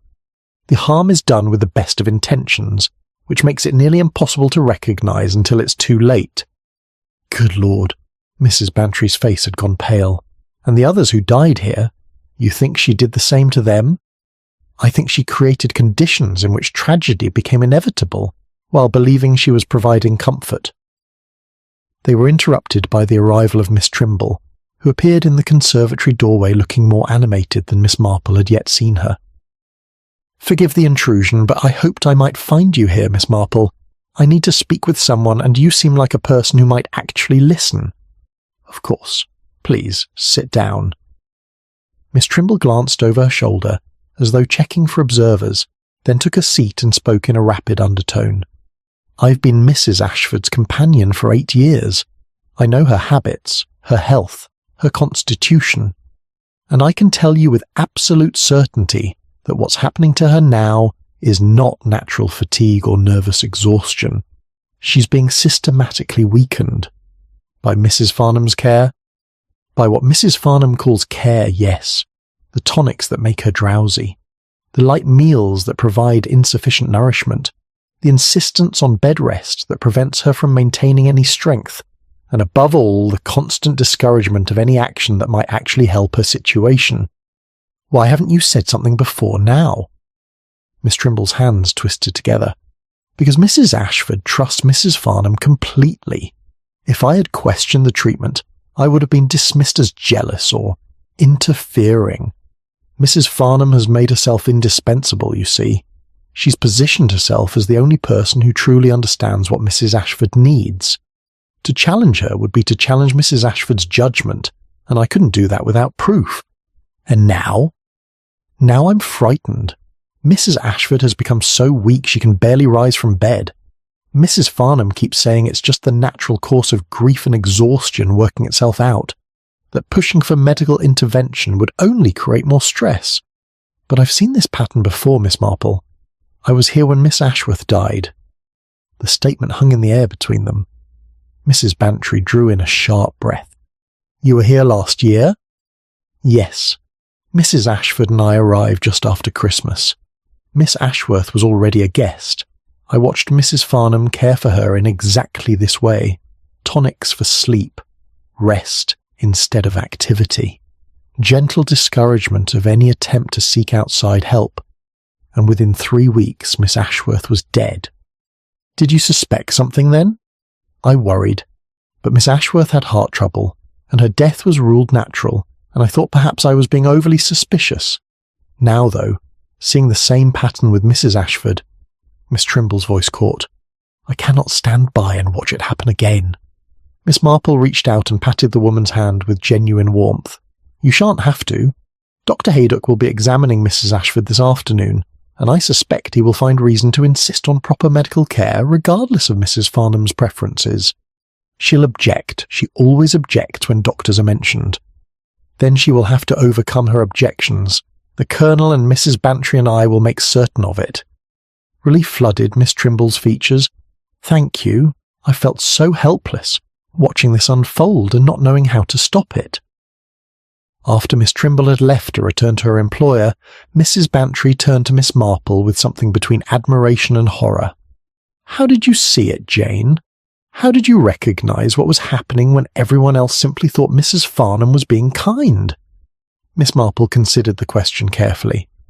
I think it's because I've spent my life in villages, watching how people interact, how power operates in small spaces. Mrs. Farnham's methods would be obvious in a different context, if she were, say, preventing children from receiving medical care or isolating vulnerable elderly relatives. But she's cloaked it all in the language of hospitality and seasonal goodwill, and that makes it nearly invisible. It's diabolical. No, I don't think it is. I think it's something more troubling than that. I think Mrs. Farnham genuinely believes she's helping people. She's convinced herself that her judgment is superior to that of doctors, solicitors, and even her guests themselves. She sees their hesitation and weakness and interprets it as confirmation that she's right to manage their lives for them. But surely she must realise that people keep dying. I suspect she attributes that to their pre-existing difficulties rather than to her intervention. After all, they came to her already troubled, already weak. If they died, it was because their problems were too severe, not because her help was insufficient or harmful. Mrs. Bantry shook her head slowly. It's the most terrible kind of arrogance, isn't it? Dressed up as humility and service. Yes, Miss Marple agreed, and it's been going on for years because it's too polite to notice, too reasonable to question, and too well-intentioned to condemn, until one steps back and looks at the pattern, rather than the individual acts. She gazed out at the winter garden, where Mr. Griggs was trimming hedges with his careful, methodical attention. The hotel looked peaceful in the afternoon light, welcoming and safe, a refuge from the world's troubles. But refuges, Miss Marple thought, could become prisons when the doors were controlled by someone who believed they knew better than you did when, or whether, you should be allowed to leave. And Mrs. Farnham had designed her particular prison with such exquisite politeness that her guests barely noticed the bars until they were too weak to rattle them. Chapter 9, Miss Marple Counts Backwards. Dr. Haydock's examination of Mrs. Ashford took place that afternoon amid considerable tension. Mrs. Farnham had objected, as predicted, but found herself facing an alliance of concerned guests who would not be dissuaded. Colonel Wainwright had been particularly firm, speaking with the authoritative tone of someone accustomed to giving orders that must be obeyed. The doctor emerged from Mrs. Ashford's room looking grave. He drew Miss Marple, Mrs. Bantry and the Colonel aside in the hallway, keeping his voice low. She's severely malnourished and dehydrated. The tonics she's been given contain a substantial amount of laudanum, enough to keep her drowsy and compliant, but not enough to be immediately dangerous. Combined with inadequate nutrition and enforced bed rest, her condition has deteriorated significantly. Another week or two of this care, and I doubt she would have recovered. "Can you help her now?" Miss Marple asked.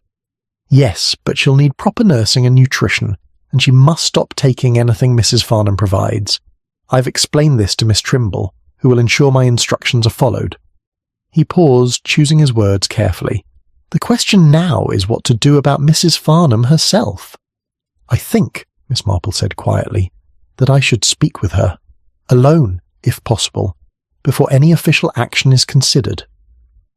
Dr. Haydock looked uncertain, but Colonel Wainwright nodded slowly.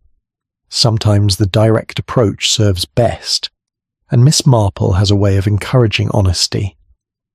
Miss Marple found Mrs. Farnham in her private office, a neat room lined with ledgers and filing cabinets. The manager looked up as Miss Marple entered, and something in her expression suggested she had been expecting this conversation. "Miss Marple, I assume you've come to discuss the unfortunate scene Dr. Haydock created with Mrs. Ashford." "I've come to discuss 5 deaths, Mrs. Farnham, and one near death that has, I hope, been prevented." Mrs. Farnham's composure faltered for only a moment before reasserting itself. "I don't know what you mean." "I think you do. May I sit down?" Mrs. Farnham gestured to a chair, and Miss Marple settled herself with the unhurried deliberation of someone who has all the time in the world. "I've been thinking a great deal about patterns," Miss Marple began, her tone conversational. "How they reveal themselves not all at once but gradually, through the accumulation of small consistencies. 5 people have died at this hotel during the Christmas season over the past 9 years. Each came here seeking refuge from some difficulty, and each died while under your care." "Each died of natural or accidental causes," Mrs. Farnham said, but her voice lacked its usual certainty. "Yes, they did.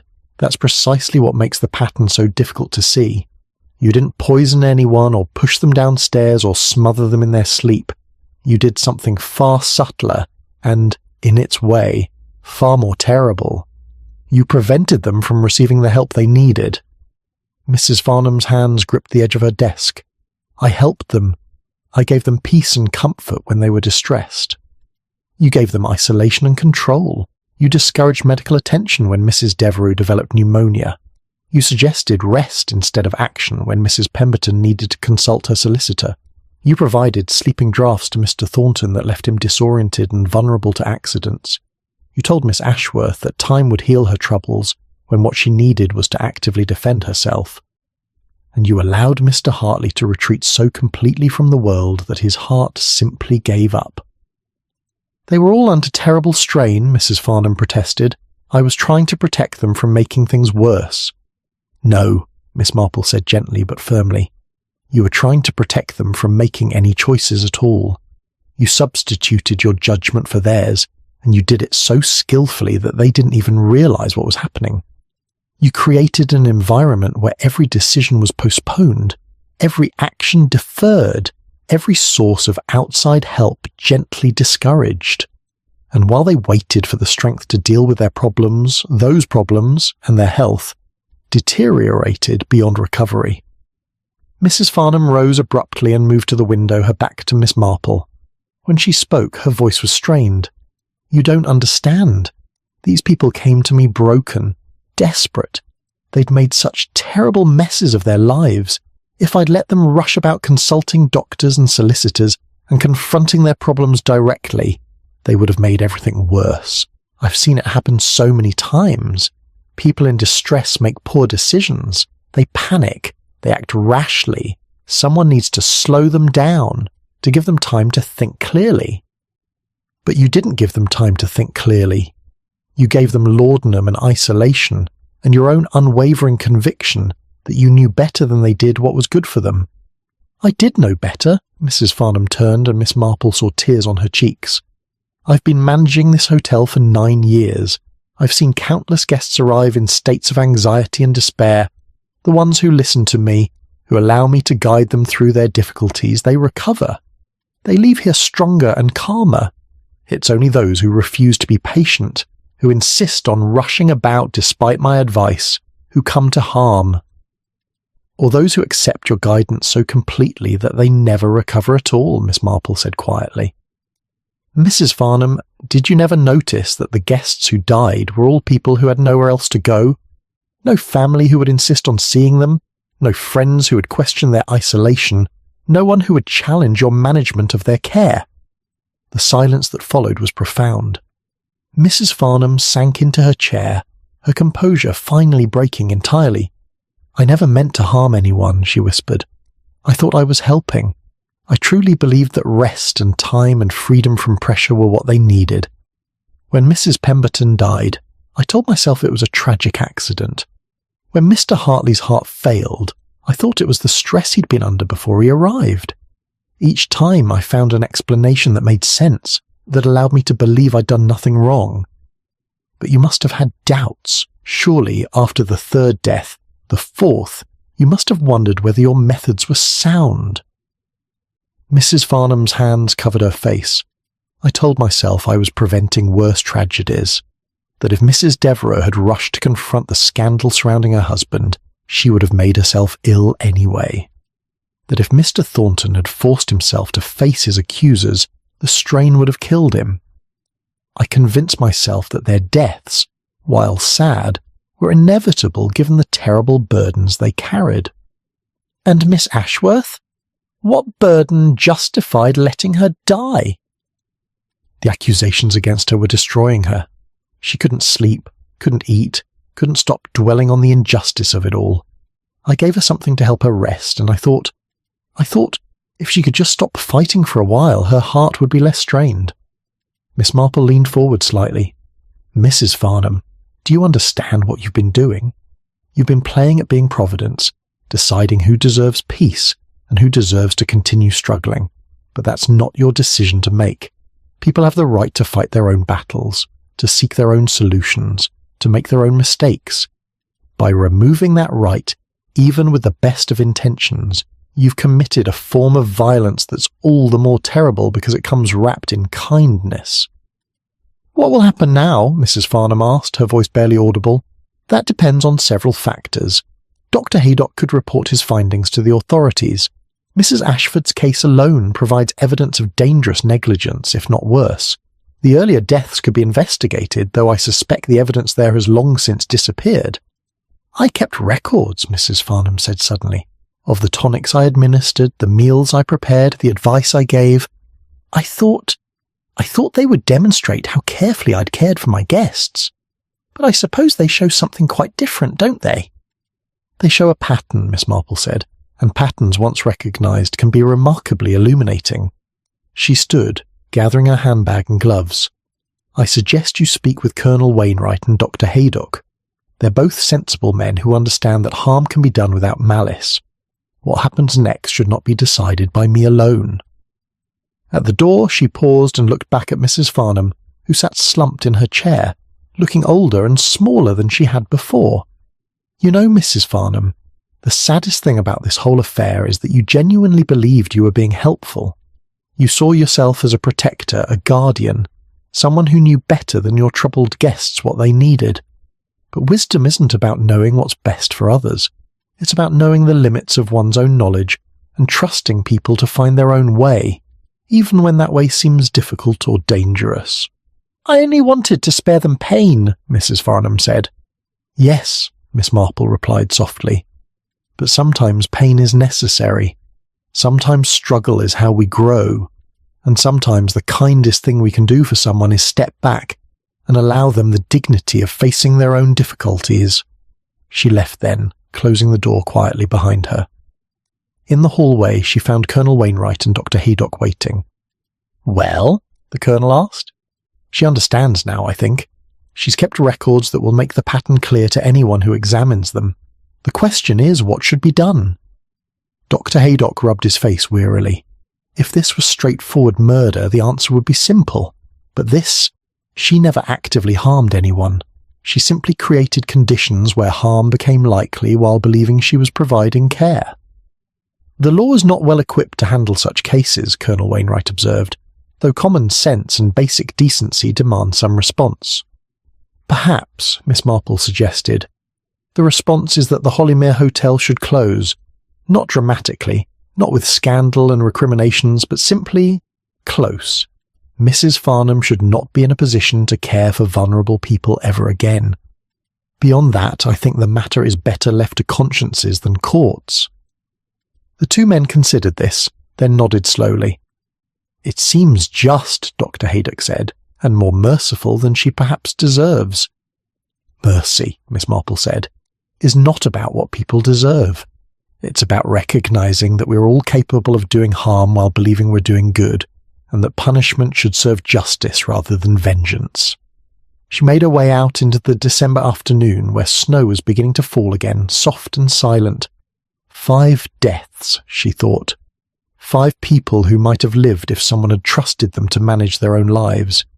It was a sobering lesson in the dangers of certainty and the violence that could be done in the name of care. But at least Mrs. Ashford would recover.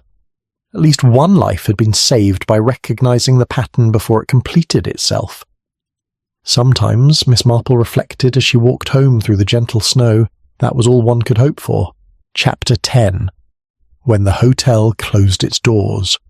Spring came gently to the countryside around St. Mary Mead that year, with primroses appearing in the hedgerows and birdsong replacing the silence of winter. The Hollymere Hotel stood empty now, its windows shuttered, its gardens beginning to show the first signs of neglect that would, over time, transform the careful landscaping into something wilder and less controlled. The closure had been announced in February, shortly after Mrs. Ashford had recovered sufficiently to be moved to a nursing home, where she could receive proper care. Mrs. Farnham had cited personal reasons for the decision, and the village, which knew something of what had transpired but not everything, had accepted the explanation with that mixture of curiosity and discretion that characterised small communities. There had been no scandal, no trial, no dramatic revelations in the newspapers. Dr. Haydock had submitted a quiet report to the relevant authorities, documenting his concerns about the previous deaths and the treatment of Mrs. Ashford. An investigation had been conducted with appropriate discretion. Mrs. Farnham's records, so carefully maintained, had told their own story to those who knew how to read them. In the end, it had been decided that prosecution would serve no useful purpose. The deaths had all occurred under circumstances that made proving intent impossible, and Mrs. Farnham's genuine belief in the rightness of her actions complicated any assessment of culpability. She had agreed to close the hotel permanently, and to never again work in any capacity involving the care of vulnerable people. It was, Miss Marple reflected as she took tea with Mrs. Bantry one April afternoon, a resolution that satisfied no one completely, but perhaps served justice better than a more dramatic conclusion would have done. "I heard Mrs. Farnham has moved to her sister's in Cornwall," Mrs. Bantry said, pouring tea with the comfortable ease of a long friendship. "Apparently she helps with the household, but has no responsibilities beyond that. Her sister keeps a very close eye on her, or so I'm told." "I'm glad she has family," Miss Marple said. "Isolation would not serve her well, I think. She needs people around her who can check her instinct to manage others' lives." "Do you suppose she understands what she did?" "I think she's beginning to. Understanding comes slowly with such things. One cannot simply wake up one morning and comprehend that one's deepest convictions about helping others were actually causing harm. It requires complete reconsideration of one's self-image, and that's painful work." Mrs. Bantry added sugar to her tea, stirring thoughtfully. "I still find it extraordinary that no one noticed the pattern sooner. 5 deaths over 9 years, all in the same place, all during Christmas. Surely someone should have seen it." "People saw what they expected to see," Miss Marple said. "Old people fall on ice, hearts fail, pneumonia develops. These things happen, particularly in winter, particularly to people already under strain. Each death had its own explanation, and those explanations were sufficient until one stopped looking at them individually and started looking at them collectively. You saw it, though, eventually, and only because I happened to visit the hotel repeatedly and observe the pattern of Mrs. Farnham's care. If I'd simply heard about the deaths second-hand, I doubt I would have questioned them any more than anyone else did. Colonel Wainwright had moved to rooms in the village itself after the hotel closed, and he joined them now, having been invited for tea. He settled himself with the careful precision that characterised all his movements. "I spoke with Mrs. Ashford last week," he said. "She's recovered remarkably well, all things considered. The nursing home has been good for her. She's begun consulting with solicitors about her late husband's estate and making decisions about her future." "How does she feel about what happened?" Mrs. Bantry asked. "Confused, mostly. She understood that Mrs. Farnham was controlling her, but she still struggles with the idea that it was done with harmful intent. She keeps saying that Mrs. Farnham was so kind, so concerned. I think part of her still believes that Mrs. Farnham's care, however misguided, came from genuine affection. Perhaps it did, Miss Marple suggested. That's what makes the whole affair so troubling. I don't believe Mrs. Farnham was a villain in the traditional sense. She genuinely cared for her guests and genuinely believed she was protecting them. The harm came not from malice, but from an absolute certainty that she knew better than they did what they needed. Tyranny disguised as benevolence, the Colonel observed. Yes, though even calling it tyranny seems too harsh. It was more like an excess of maternal instinct, perhaps, the desire to protect taken to such an extreme that it became suffocating. They sat in silence for a moment, each lost in their own thoughts. Outside the window, the spring afternoon was bright and full of promise, the kind of day that made winter's darkness seem like a distant memory. "What happened to the others?" Mrs. Bantry asked. "The staff, I mean. Ellen and Mr. Griggs and the cook." "They've all found other positions," Colonel Wainwright said. "I wrote references for both Ellen and Mr. Griggs. Good workers, both of them, and not responsible for their employer's failings. The cook retired, I believe. She'd been thinking of it for some time." Miss Marple thought of Ellen, that quiet girl who had moved through the hotel with such careful efficiency, and Mr. Griggs in the garden, tending his roses with patient devotion. They had been part of the machinery of Mrs. Farnham's care, unknowing instruments of a philosophy they had never questioned because it seemed, on its surface, so perfectly reasonable. "And Miss Trimble?" she asked. "She's remained with Mrs. Ashford," the Colonel said. "Their relationship has changed, I think. Mrs. Ashford relies on her less for unquestioning support and more for honest counsel. It's healthier for both of them." "I'm glad," Miss Marple said, and meant it. Miss Trimble showed considerable courage in speaking up when she did. Many companions would have remained silent rather than risk their positions. The conversation drifted to other topics: the upcoming church fete, Mrs. Bantry's plans to visit her daughter in London, the Colonel's thoughts on starting a small garden, now that he had rooms with a bit of ground, the comfortable minutiae of village life, reassuring in its ordinariness. But as Miss Marple walked home later that afternoon, her knitting bag over her arm and the spring sunshine warm on her face, her thoughts returned to the Hollymere Hotel and the 5 people who had died there.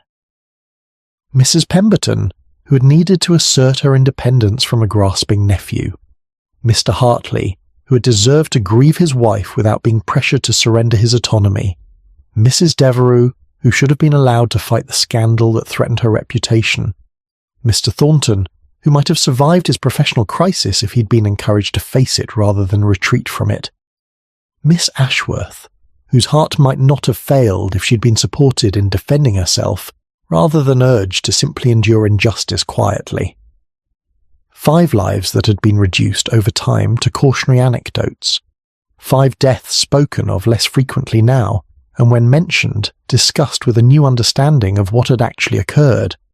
The village had absorbed the truth gradually, in the way villages do, through whispered conversations and careful omissions and the slow accumulation of shared knowledge.